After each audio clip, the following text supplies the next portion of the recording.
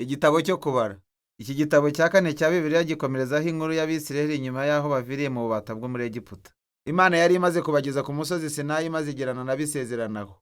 Kandi nubwo Abisiraheli bayigomeye, Imana mu buntu bwayo yabashyiriyeho uburyo kugira ngo Abisiraheli babe hafi y'ubuturo bwayo bwera mu ihema ry'ibonaniro. Igitabo cyo kubara rero gitangira ubwo Abisiraheli bari bamaze umwaka ku musozi Sinayi, maze bahava berekeza mu butayu bajya mu gihugu Imana yasezeranyije Aburahamu. Inkuru iki gitabo kibara iteguye mu buryo bukurikije ibyiciro by'urugendo rwabo. Igice cya mbere gitangirira ku musozi Sinayi, ariko baje kuhava berekeza iyo mu butayu bw'i Parani. Nuko bakomereza aho bagenda baciye mu bibaya by'i Mowabu byari hakurya neza y'igihugu cy'isezerano.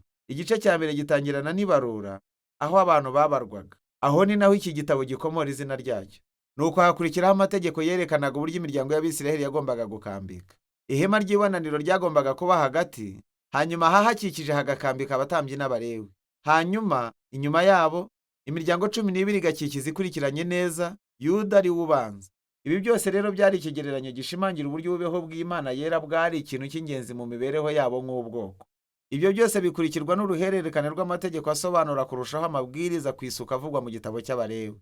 Kubera ko Imana yari igiye kuba hagati muri bo, bagombaga gushishikarira kugira ngo ingando yabo ibe yejejwe ahantu hakwiriye kwakira ukwera kw'Imana. Mu mutwe wa 10 igicu cy'ububeho bw'Imana cyavaga ku ihema ry'ibonaniro maze kikayobora Abisiraheli bava kuri Sinayi bajya mu butayu, maze bidatinze ibintu bihita biba bibi cyane.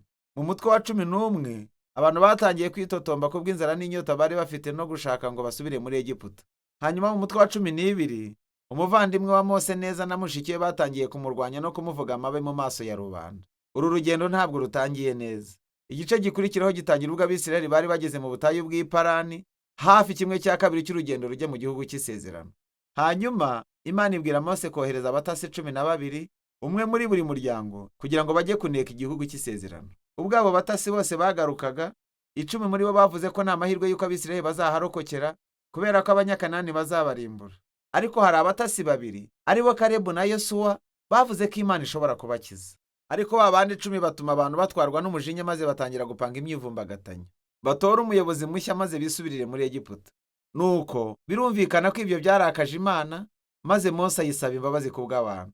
Yingingiye Imana gukomeza amasezerano yagiranye na Aburahamu, nuko Imana ibigenza ityo, ariko ibyo ntibyayibujije gukiranuka kwayo.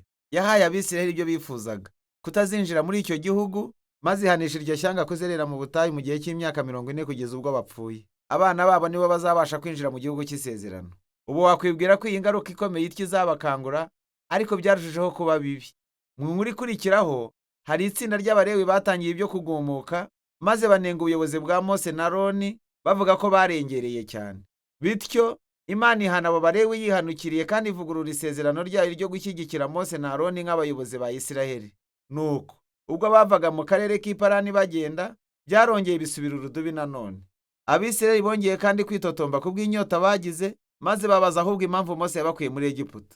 Nuko Imana ibwira Mose ngo abwire igitare kivemo amazi yo guha rubanda bose. Ariko mu by'ukuri Mose ntiyaba ari byo akora.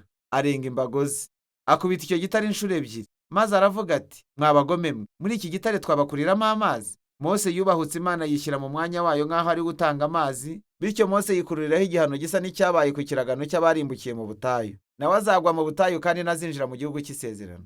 Nyuma y'ibyo Abisiraheli bongeye kugomera Imana, maze bahana igihano kidasanzwe. Inzoka z'ubumara bubi cyane zirabatera zirabaruma. Nuko Mose yongera kwinginga Imana ku bw'ubwo bwoko. Hanyuma Imana ibwira Mose gukora iki? Ngo akore inzoka y'umuringa maze ayimanike ku giti, kugira ngo umuntu wese ureba iyo nzoka ashobore gukira ubumara bw'uruguma rw'inzoka. Ni ikigereranyo kidasanzwe rwose, ariko cyerekana imbogamizi Imana ihura nazo iyo ikomeza kuba iyo kwizerwa ku isezerano ryayo. Irakiranuka n'igihe ihannye Abisiraheli kubw'ikibi n'icyaha cyabo. Nyamara no guhana kw'Imana kubasha guhinduka isoko y'ubuzima ku bareba ku Mana bategereje gukizwa nayo. Bavuye aha, ubwo bwoko bwerekeje mu bibaya by'i Mowabu, kandi igice cy'ingenzi kibanza muri iyo nkuru kibanda ku muntu udasanzwe Balamu. Umwami w'i Mowabu yikanze icyo gicu cy'abantu banyuraga mu gihugu cye, maze aho uwo mupagani w'umupfumu witwaga Balamu inshuro kugira ngo avume Abisiraheli. Nuko inshuro 3 agerageza, Balamu asanga atashobora kubavuma. Yashoboye kwatura umugisha gusa ku Bisiraheli. Ibuka isezerano Imana yahaye Aburahamu mu Itangiriro 12. Nuko rero Balamu ntiyashoboye kuvuma Abisiraheli gusa, ahubwo Imana yamuhishuriye iby'umwami w'Abisiraheli uzaza umunsi umwe azanye ubutabera bw'Imana ku mahanga yose. Iri yerekwa ritwibutsa isezerano Yakobo yavuze kuri Yuda riboneka mu Itangiriro umutwe wa 49. aha tugeze birakwiriye ko duhagarara tugatekereza ku nkuru iki gitabo cyatubariye kugeza ubu. Inkuru zivuga ibyo kugumuka kw'abantu mu butayu zigenda zirushaho kwiyongera, zinarushaho kuba mbi. Kandi nubwo Imana ikora ibikorwa byo guhanaho Isiraheli, yakomeje no kwerekana imbabazi kubwo kubaha ibyo kurya n'amazi mu rugendo. Nuko rero inkuru ya Balamu yerekana ubuntu bw'Imana mu mabara agaragara, kuko mu gihe Abisiraheli bari mu kibaya mu nkambi bitotomba kandi bagumutse, hejuru mu mpinga z'imisozi batabizi, Imana yarabarindaga ndetse ikanabahesha umugisha. Kandi iryo tandukaniro riri hagati y'ubugome bw'Abisiraheli n'umurava w'Imana mu butayu, niryo rituma izi nkuru ziba iz'ingenzi cyane ku biragano by'Abisiraheli byakurikiyeho. Inkuru z'ibyo mu butayu zisubirwamo kenshi n'abahanuzi n'abanditsi b'imivugo bo muri Bibiliya, ndetse haba n'intumwa zo mu Isezerano Rishya, kandi izo nkuru iteka zikora nk'umuburo ko nubwo Imana izakomeza kuba inyamurava ku masezerano yayo y'igihango, nanone izemera ko ubwoko bwayo bwayigometseho bugerwaho n'ingaruka zabyo.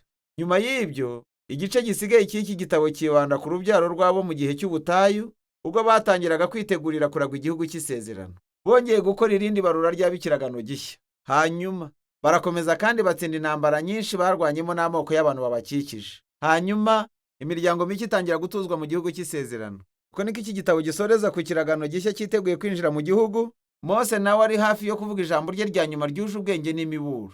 Kuri ubu ibyo bikaba ari iby'igitabo cyo kubara kivuga.